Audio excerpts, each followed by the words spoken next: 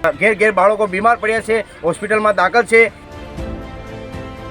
1 महीने से कचरा पड़ा है, ये कोई उठाने आते नहीं है। મારા વડાપ્રધાન તો કહે છે કે સફાઈ રાખો ને આ લોકો અમારી નગરપાલિકામાં સાંભળતા નથી। कोई और नंबर 9 में सब वोट लेने तो सब आ जाते हैं यहाँ पे। ડીસાના વોર્ડ નંબર 9 માં આવેલ બડાપુરા વિસ્તાર ગંદકીમાં ગરકાવ, સમગ્ર વિસ્તારમાં ગંભીર રોગચાળો ફાટી નીકળવાનો ભય।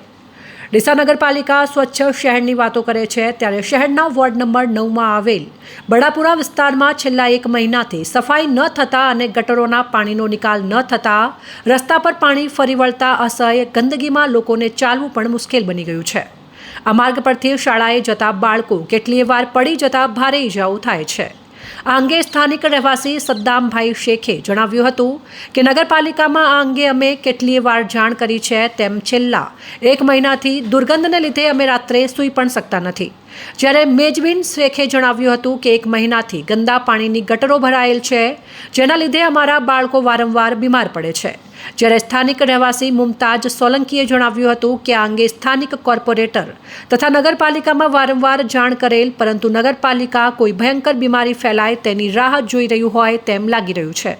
ત્યારે નગરપાલિકા પ્રમુખ તાત્કાલિક આ વિસ્તારની મુલાકાત લઈ સફાઈ કરાવી ગટરોના મોટા ભૂંગળા નાખી કાયમી ગંદા પાણીનો નિકાલ લાવે તેવી રહીશોએ માંગણી કરી હતી। મારું નામ સદ્દામ હુસેન છે, અમે વોર્ડ નંબર 9 માં રહીએ છીએ।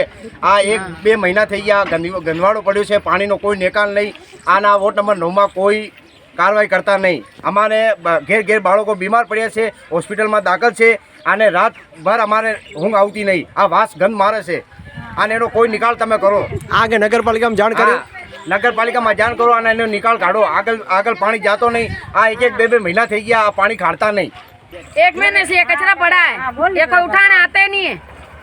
नगरपालिकाમાં जाण કરી, नगरपालिका में जाते हैं तो कोई सुनता ही नहीं है ना। कोई और नंबर 9 में सब वोट लेने तो सब आ जाते हैं यहाँ पे। घर वेरा भरो जो, घर वेरा भरते सभी करिए, लाइट बिल भरिए, हर चीज भरी रही है, और कोई आ रहा नहीं है।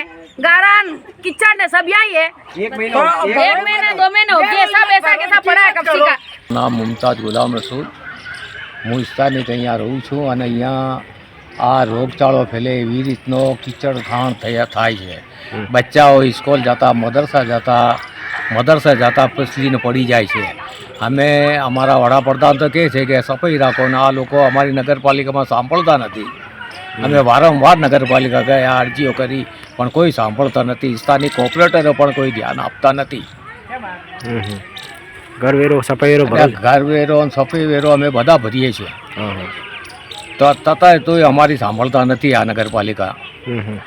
તો અમારે સાહેબ કંઈ બી કરીને આ 1 મહિનો સુધી આ 8-10 દાડામાં એનો નિકાલ આવવો જોઈએ।